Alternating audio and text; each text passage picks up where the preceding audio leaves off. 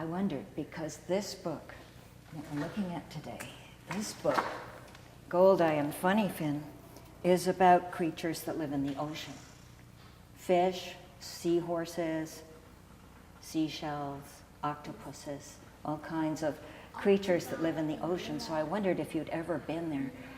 And I saw you earlier listening to the seashell, so you know what the ocean sounds like, right?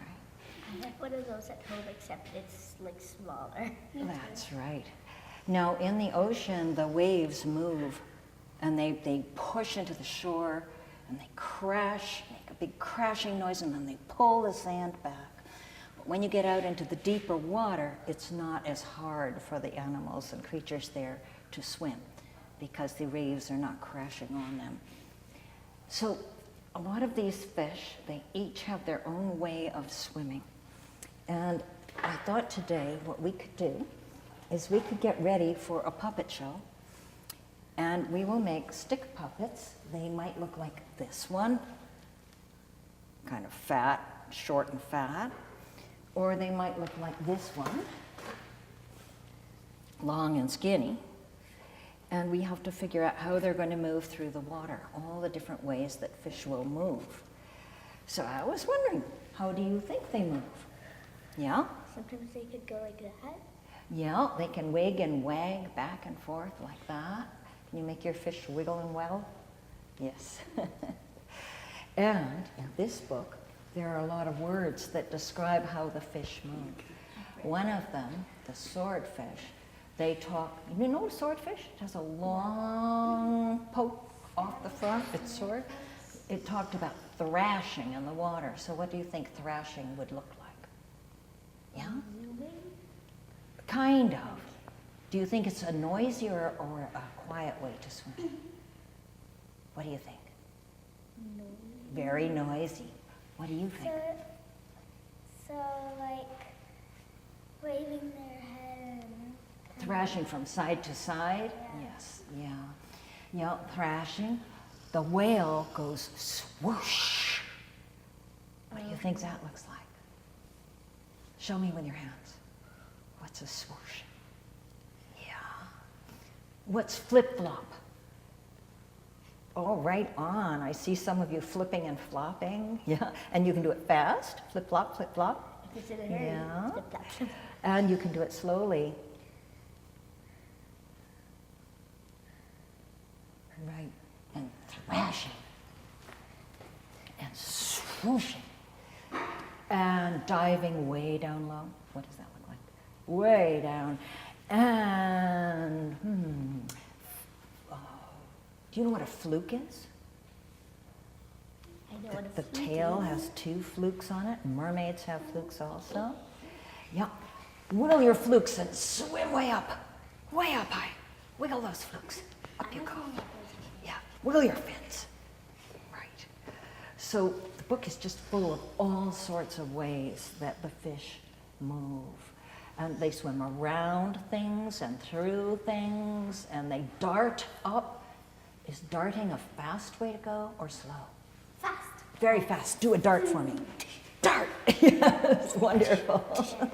Yeah, and they sashay. Do you know what a sashay is? People can sashay too. It's kind of wandering from side to side. Yeah, It's sometimes not do a it on fast board. way to go. That's when no one's chasing them. They may just sashay along. So our fish, our puppet fish that we may make, will do all those things. They may dart down low, or they may waggle, waggle, waggle, waggle, waggle, waggle, waggle, waggle, all the way up to the top, or they may swoosh around. So we will put them together, but one of the things we need to know is what kind of fish we're making. Now in the book, do you remember a bit about the story at all? Yeah. Do you remember how, yes? What would you like to tell me about the story? And you tell me if she forgets it. That I can't remember if it was a narwhal or a swordfish, but they're sharpening their sword or horn or whatever, and then Goldeye and Funnyfin sit on the path when they're doing it. Yes. Goldeye and Funnyfin have a tough time with the swordfish, don't they? Yeah. Yeah? And I forget the octopus's name. Octavia. Yeah, Octavia. She made the magnificent fish not grin anymore. Pardon? Octavia made the magnificent fish not grinning anymore. You're right. There is a magnificent fish that's an important part of the story. Yes? Octavia didn't let Goldeye and Funnyfin pass. Octavia was stubborn. She was protecting the magnificent fish and she wouldn't let them pass. Octavia, because oct means 8 arms, right? How many arms did she think she had? Yeah? 11. Even more. 20. In the book, it says Octavia thinks she has 20 arms, but she doesn't have 20 arms. She is an octopus. She has 8. You know, you were right to guess more than 8. That's right, Ca'Sandra. So they are, at the beginning, just looking for friends to build a seashell house. And then they go on their great adventure to find the magnificent fish. So if we are doing a puppet show, and you are supposed to design a magnificent fish, you could make it like the one in the book, or you could use all the supplies that we have on our supply table, or you could just paint, or you could do collage and gluing paper, or you could use feathers, or dry leaves, or beans, or anything you want. You could create a magnificent fish of your own. So what sorts of things do you have to do to create a fish? Yes? Like the fins and the tail. Yes, you have to do the fins and the tail. So most fish do have fins and they have a tail. Do you remember what the 2 pieces at the end of the tail are called? Flukes, right? Tail that might have flukes, or it might be a different kind of tail. When you see a whale diving, the last 2 things that go into the water are the flukes of its tail. So, yes. In January, me and my mom and my grandma and my grandpa and my sister are all going to Hawaii, and we're gonna watch whales there. You may see whales, you'll be lucky if you do, and you may see tropical fish. They are brilliantly colored. Yeah. So we have the fins, the tail, flukes, and you have to decide, is a magnificent fish a big fish, small fish, long, short, wide, skinny? What do you think? What would yours look like? Well, you do need a head. Oh yes, we have to do the head too. Would your fish be a long, skinny one? Or would it be a short, wide one? What would yours be? In the middle. A middle-sized fish, so not too big. How about yours? You're creating a magnificent fish.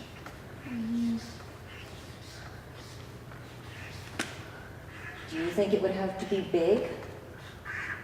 Or do you think it could be a really tiny little fish? It could be either. It could be either, so you're not sure about the size. What about you? What does your magnificent fish look like? Is it dark? Is it black? Is it colored? Is it shiny? It has colors. It has, what was that? It has, did you hear what she said? What was her idea? Colors. Oh, many colors. So it could be many colors or just a few special ones? A lot of colors. Okay, lots of colors. Now, some people might want a fish that is only one color, like gold or silver or black.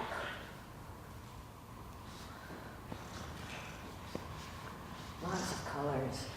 There are lots of colors you could think about. What about yours? Mine would be lots of colors and small, and for the fish, we also need a body. Right. So yours would be smaller, yours would be middle-sized. Is anybody thinking a magnificent fish should be very big? It could be. Because I have different size paper. It could be small. Yes. And how would you know it's magnificent if it's tiny? You could get a magnifying glass. Oh, good idea. You could see all the details. So if it has flukes and fins, are these like lots and lots of fins? Are they wavy big fins like feathers, or are they little tiny fins? Think a minute. Shut your eyes for just a second and decide what shape your fish is and if it's going to have lots of fins, long tail, short tail. And think about the colors. Do you like gold and silver, hot pink, beautiful turquoise blue? What do you like? Like camouflage, like a changing color, but I wouldn't be able to show that on my paper. That is a very interesting idea. Camouflage to blend in with the plants and the rocks and the corals. And it would be not big, not small, not middle size, but mostly big.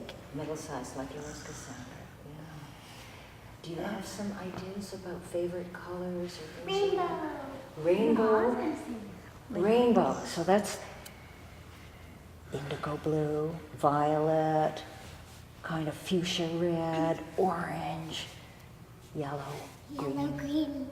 And look at your shirt, what a beautiful green that is. You could put that on your fish. Have you thought about what you would do? Do you have some favorite things? Been thinking about the fins?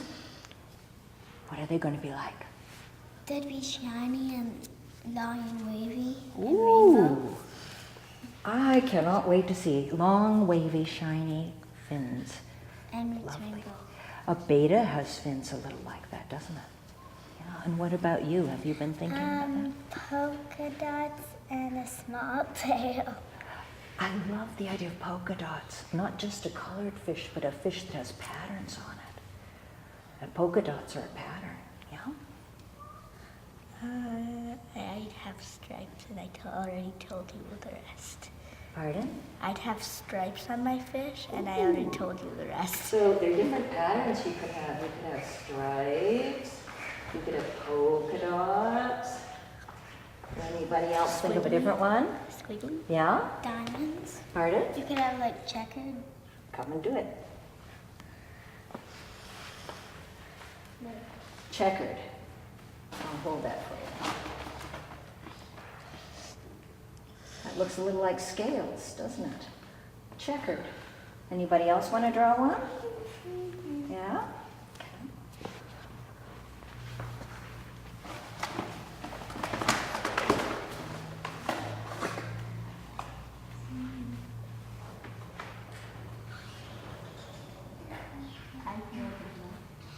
Oh, this is interesting.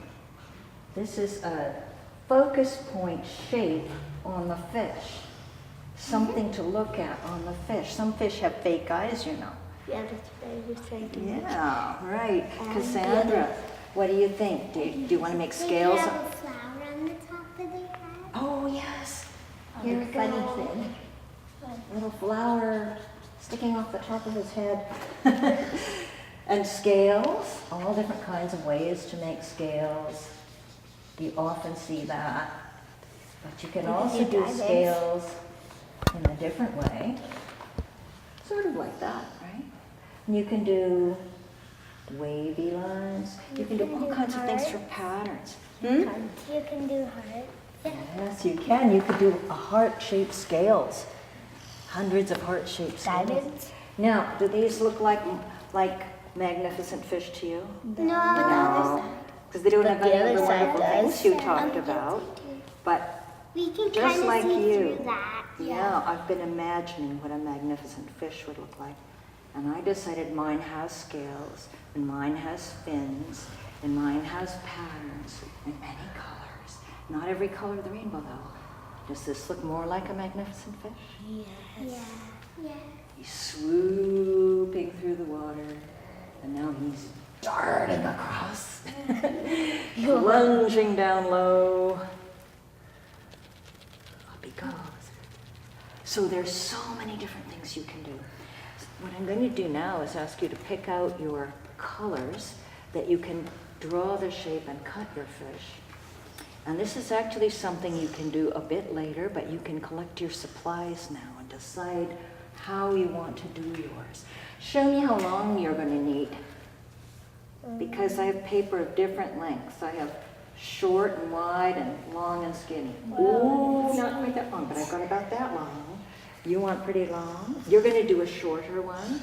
All right, show me. Is it wide or skinny? Show me how wide your fish is. Yours is very wide. Yeah. Oh, not so wide. It's going to be long and kind of medium. skinny. And yours is going to be short and medium, right? And yours looks kind of medium. And yours is wider, right? So you'll have to pick paper that's the right size. And you'll have to use that whole paper to create a fish big enough for people to see. That sounds really good to me. So we've got a lot of things you need to think about. Fins and head and tail flukes and things that might come off the head, or the shape of the fins and the size of the fins and the size of your fish, middle size or big or small, long and skinny, wide and short. Yes, what would you Are like we to say? actually going to do a puppet show with them? I wish that we could, and maybe we can. Depends on if you finish up your fish, right? And then it depends on if you know how to use your puppet to move through the water. Maybe we could even do sort of a dance, a puppet show, dance of fish through the ocean. Yeah. So when you are thinking in your head, and I think you all have ideas now, you are ready to get your supplies and think about what you're going to use to create your patterns and your colors. So thank you very much. I thought you were a wonderful, wonderful group of kids. Very nice. Thank you, Ca'Sandra and Maya and Malina and Mia. Thanks very much. Do you want to come and choose your supplies now?